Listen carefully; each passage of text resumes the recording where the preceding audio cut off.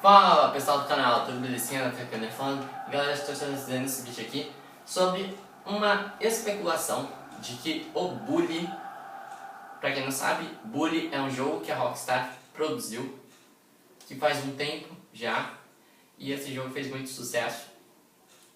O jogo é muito bom. Está tendo uma especulação que o Bully poderia ser remasterizado para o PlayStation 4. Bom galera,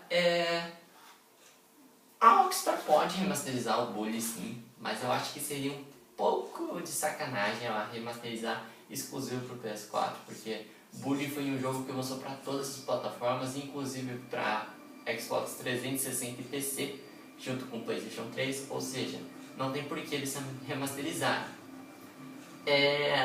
A Rockstar confirmou presença na E3 desse ano. Muita gente estava esperando um Bully 2. Assim, o que o pessoal mais espera é um GTA 6. Também espera um Red Dead Redemption 2, mas também um Bully 2. E talvez com essa remasterização do Bully 1 possa aumentar a chance da Rockstar estar produzindo um 2, né? Porque eles fizeram a remasterização para os fãs lembrarem e aí entrarem no 2. Eu não sei. Bom, se essa especulação é verdadeira, espero que vocês tenham gostado do vídeo, galera. Clique no gostei de ser um dos favoritos. Clique no gostei de ser Peraí que a música tá me atrapalhando aqui.